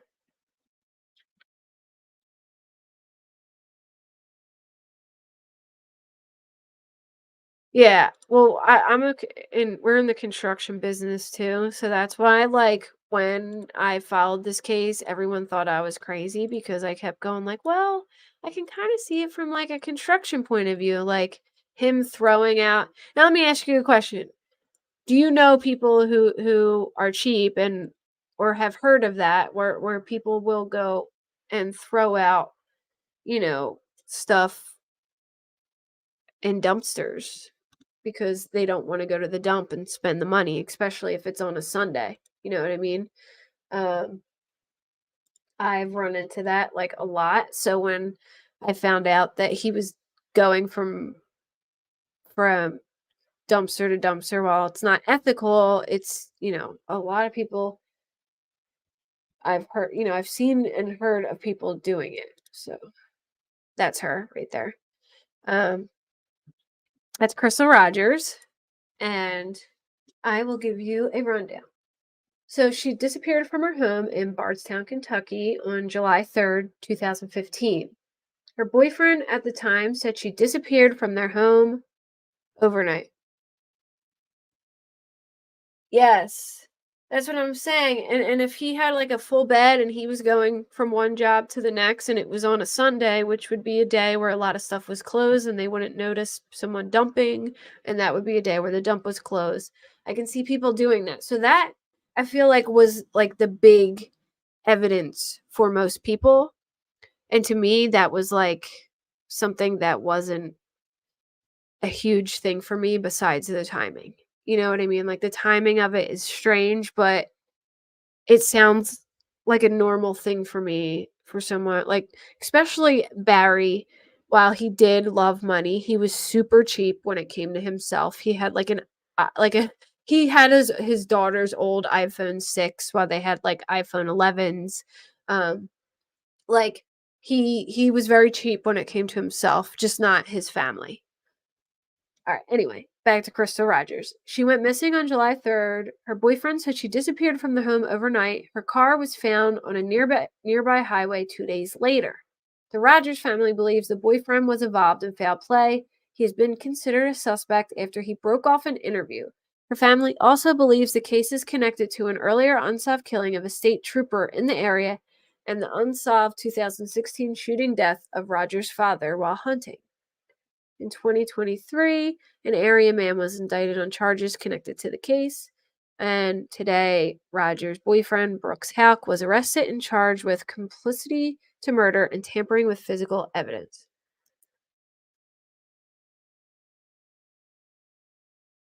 Yeah.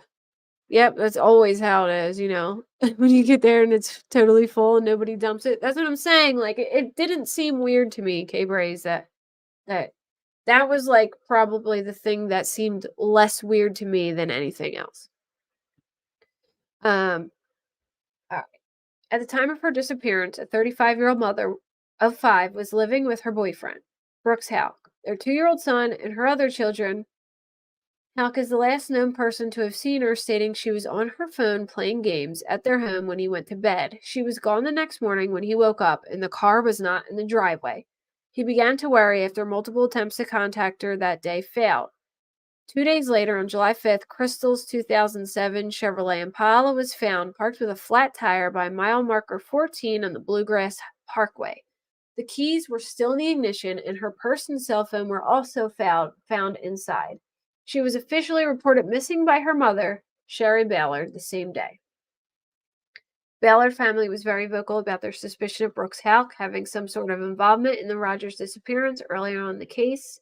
In an interview, Crystal's sister said Brooks has not offered once to search or help or do anything for the family. On July 8th, Houck was brought in by Nelson County Sheriff's Office for questioning. Nick Houck, Brooks' brother, and a Bardstown police officer. So Brooks's brother is a police officer, which is important to note. I'll show you a picture of him once I finish this. He's a police officer, and he called during the mid-interview and told his brother not to speak with police. The next day, Nick was called to testify in front of a grand jury, which led police to suspect he also had involvement in the disappearance. It is at this time that Nick stopped cooperating with the sheriff's office. However, he agreed to a polygraph test after being interviewed by Kentucky State Police. Nick finally took a polygraph test on July 20th after being contacted by the FBI. The examiner expressed grave concerns about the results with Bardstown Police Chief McCubbin. On October 16th, 2015, Nick was fired from the Bardstown Police Department, and Brooks was officially named a suspect in a case. I know, me too, Music City Mom. I'm wondering if he's gonna get arrested. Because I think they did kill her dad too. Like, I really do think they killed her dad. A white Buick became an important piece of evidence when a private investigator found that one was parked at the Houck farm the night Rogers disappeared. The Houck brothers' grandmother, Anna Whitesides, owned a white Buick but sold it several weeks after Rogers went missing. Authorities issued a subpoena for the 82-year-old to testify in front of a grand jury. The subpoena stated the car may have been used to dispose of a body, cleaned and sold in an attempt to prevent evidence from being discovered. Whitesides refused to testify in front of a grand jury. Attorney Jason Floyd said her statement to police and the car buyer's information was enough. A judge later ruled to keep all future proceedings involving Whitesides confidential. In August of 2016, police searched the residence of the Whitesides and Nick Houck for DNA. Despite multiple search efforts and a $100,000 reward being offered for any information, Rogers remains missing. Raymond Pinario, the new Nelson County Sheriff appointed in 2019, has stated his commitment to solving the case. In an interview, Pinario said the agency has a good idea of what happened to Rogers, and his mission is to find enough facts and evidence to make an arrest. I agree, Kay Braves. Like, especially your girlfriend, you know what I mean? Why would you not be out there? I mean, if my husband was missing, I would be a nervous wreck. You wouldn't be able to keep me in the house. I would be like, get the fuck out of here. I am searching. You can't stop me. Bye. You know? Like, you ain't keeping me in the house. Okay, so then the next year, in 2016, on a morning, November 19th, 2016, 16 months after Crystal Rogers disappeared, her dad, Tommy Ballard, who was her dad was like gonna find her. Like, it was his mission to find his daughter, and he was not gonna stop until he found her. Well, 16 months after her disappearance, her dad was shot to death. He had been hunting on his private property with his 12-year-old grandson, Roger's eldest son. He had been shot once in the chest. Police have cleared the grandson of foul play and have also ruled out suicide, as Tommy's gun was never fired.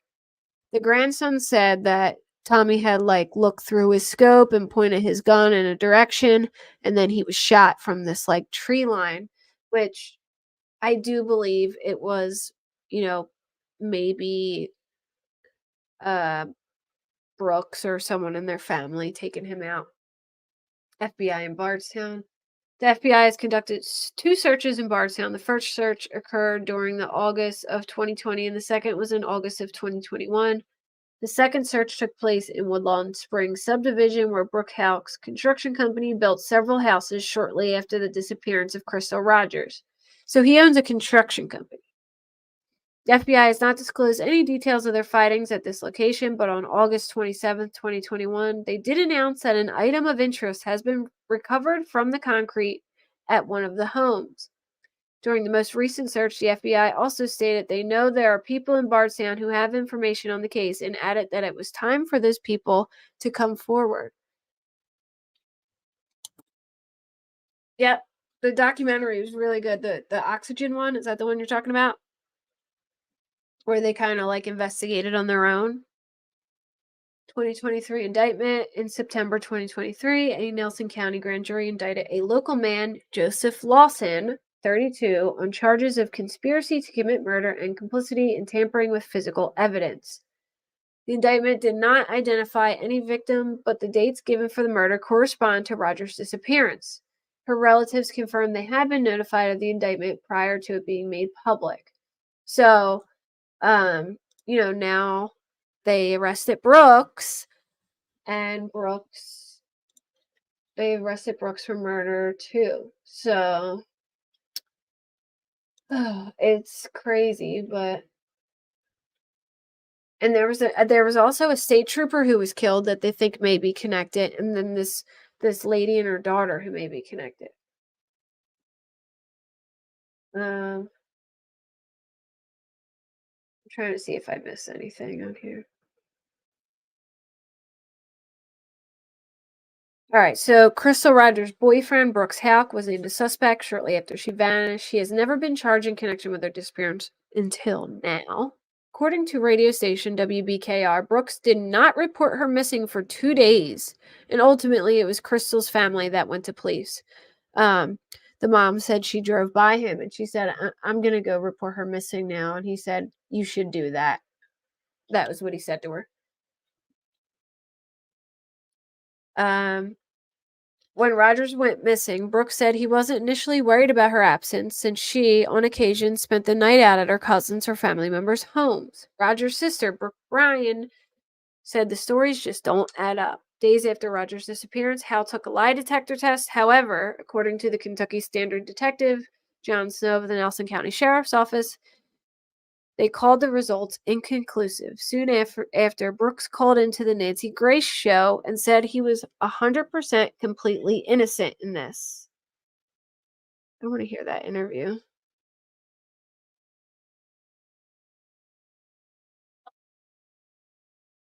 Remind me if I forget that. In October 2015, Nelson County Sheriff Ed Mattingly told reporters that he believes Crystal Rogers was dead and that Brooks Houck was the sole suspect in her disappearance. Despite this assertion and numerous search warrants being executed on property owned by various members of the Houck family, Brooks has not been charged with any crimes. This was before.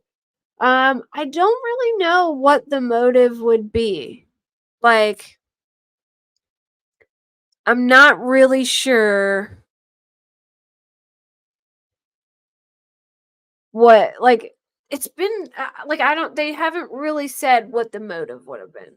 Not that I've seen. I haven't finished this documentary, so when I finish it and if they do bring up a possible motive, then, I'll go over it into more, but I had too many things thrown at me in one day. So I'm going to break down both of them deeper, you know what I mean, when I get more time. But this was kind of just like a wing it kind of thing. So, all right. In June 2018, after 3 years of silence, Houck comment on the case, telling WDRB, "I have been advised, to ride the wave and keep on keeping on, and that's what I've done, and it worked out great this far." On Wednesday, July 18th, Houck was arrested on 4 counts of felony theft for allegedly stealing more than 200 bundles of roofing shingles from a Lowe's store over the course of 3 days. Holy moly.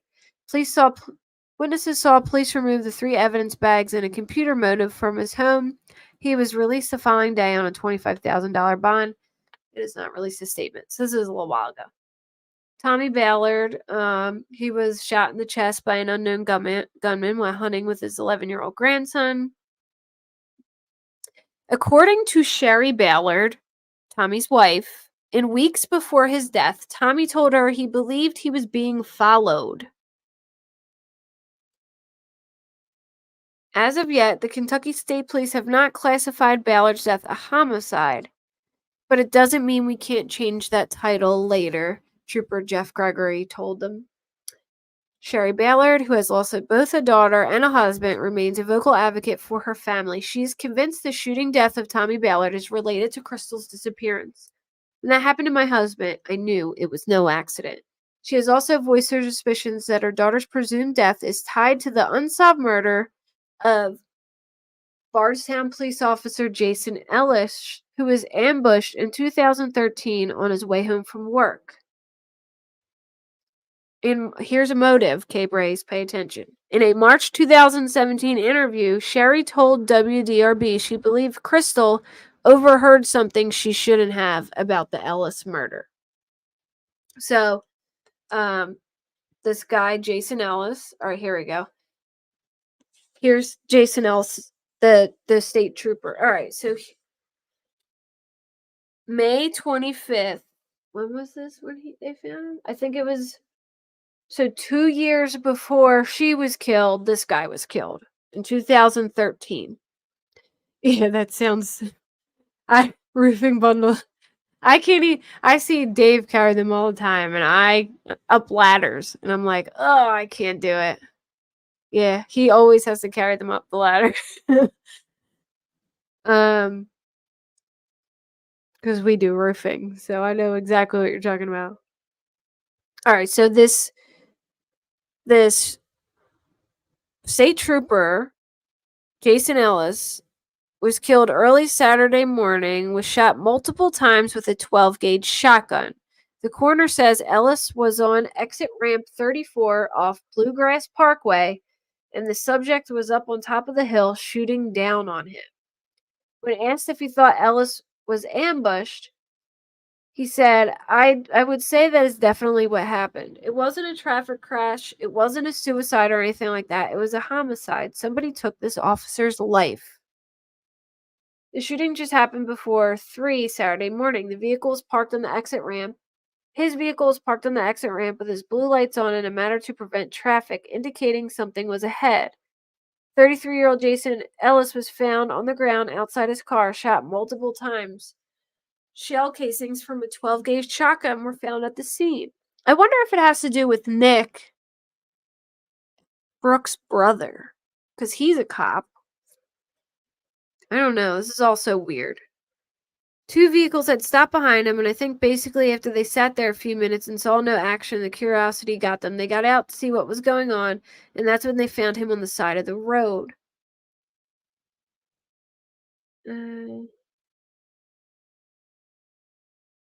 He received no call to that area and did not call out to our dispatch center that he was on a violator or a subject or anything. A motorcade escorted Ellis's body to the funeral home Saturday where fellow officers and loved ones gathered. So she believes, the mom believes, that maybe Crystal found out about this murder and heard something she shouldn't, and that's, how something happened to her. These claims, however, have not been substantiated. She also pushed the Kentucky legislature to put pressure on law enforcement to help unsolve Bardstown crimes, which all shall include the April 2014 murder of a 48-year-old special education teacher, Kathy Netherland, and her 16-year-old daughter, Samantha. Nick Houck, Brooks' brother, he came under scrutiny. He was an officer with Bardstown Police Department and allegedly warned his brother not to talk to investigators. His police cruiser was later searched and he was asked to come in for questioning, which he initially refused. He later failed an FBI polygraph test. I don't give a goddamn what your fucking computer said, he told the examiner. You're calling me a fucking liar, and I don't like when people call me a liar. Nick was eventually fired from the police department for interfering with the case. In August 2016, police served a search warrant on Nick Houck in connection with the Rogers case. No charges have ever been brought against him. Anna Whitesides. Now, this is the grandma. She invoked her rights under the Fifth Amendment, refusing to testify when a subpoena subpoenaed to discuss a white car she owned at the time of Crystal's disappearance, which investigators believe was potentially connected to the case. Her home was searched that August and again in July 2017. Jason Floyd told the Courier-Journal police were searching for bullets and a reloader following the death of Tommy Ballard. So they went and researched it again after Tommy died. No charges has ever been brought against her in connection with Crystal or Tommy's case. The white car, a Buick, was searched by police and subsequently released. Sheriff Ed Mattingly, despite calling Brooks Houck completely cooperative in the early days of the Crystal Rogers investigation, he changed his tune a few months later saying, "I would label Brooks Houck a suspect." In December 2017, Mattingly announced he was retiring from the sheriff's office due to concerns his retirement benefits would be cut following a call by Kentucky state legislators for a public pension reform. Danny Singleton. In December 2015, the Sheriff's Department announced the indictment of Danny Singleton, 53, for perjury in connection to the Crystal Rogers investigation. At the time, Singleton was an employee of Brooks Houck and, according to NBC, a close friend. So I wonder if that other guy they arrested, Michael, whatever his name is, I wonder if he was an employee for Brooks. That might be a connection there. I'll have to look into that and see if I can find a connection with him. But yeah, so Brooks is arrested. He was indicted, so I don't know if when or if it's sealed. Let me see. If we'll get an affidavit or whatever.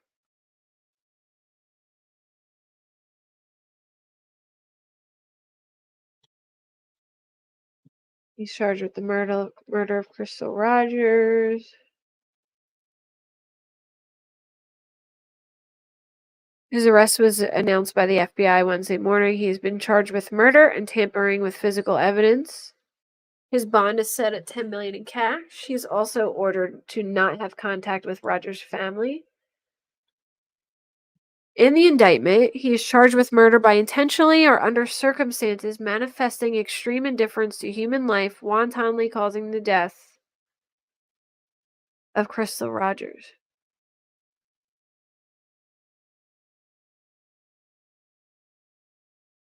What the hell does that mean? They've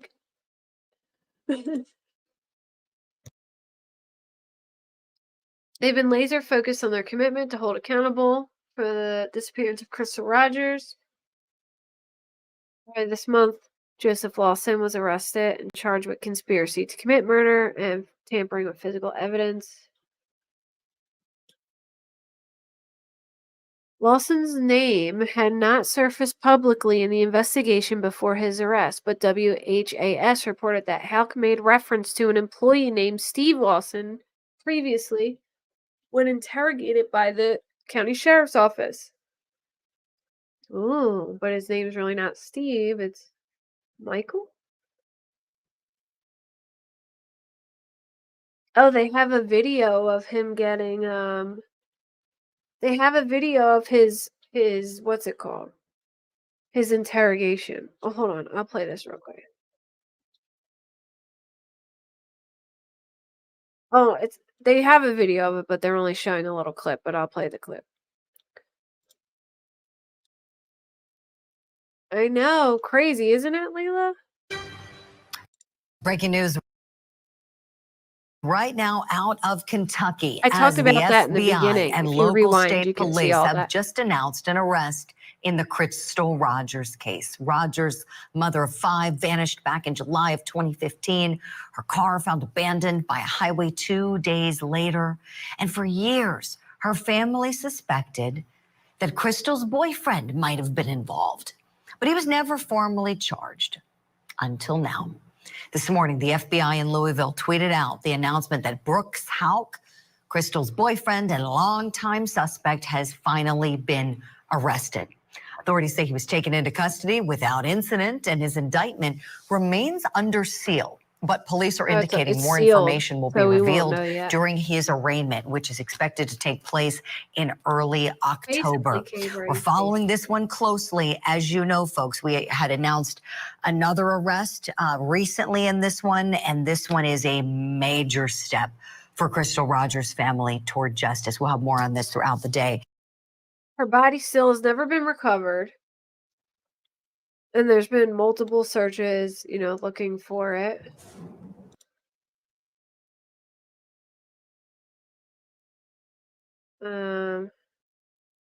Bardstown Farm, where Rogers was last seen, has been a focal point of the investigation, and they've searched it multiple times.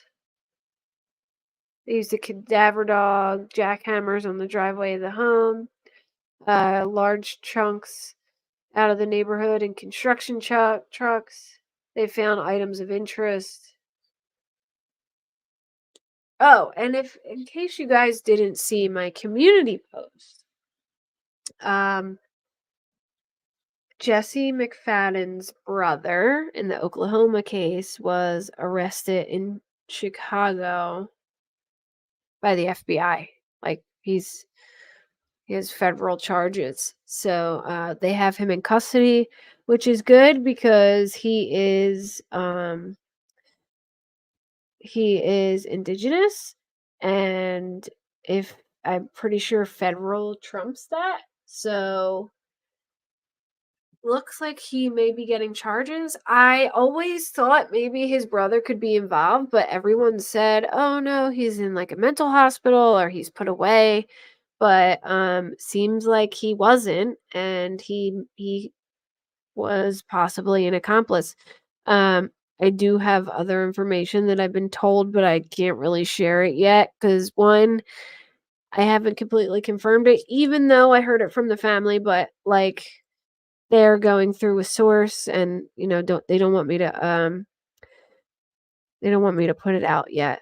But when I can put the stuff out, I will. But we do have an arrest of Cody McFadden. So I am going to end it now, but uh this week I will get to it and we will break down I'll break down both of these cases a little more. I didn't have time tonight to go super far into it because it was a lot at one time, and kid gets home from school, I gotta do homework, I gotta get into bed, and all the while trying to get all my stuff together. So give me like 2 more days and then I will have it all planned out. And then next week I start a new job. So if I'm super exhausted and on a little less, I apologize, but I probably won't. But just in case. And have a good night, everybody. Thanks for hanging out. And if I do find the telematics tonight, I will put them on my community post in case y'all want to check it out. So keep an eye out. See if I put up a community post because I will share it if I find the telematics. Because I do want to break down the telematics. And I know I have them on my laptop. So I'm going to go look actually when I get off here. So have a good night, everyone. Thanks for hanging out. And I will talk to you all later. Have a lovely night. Bye.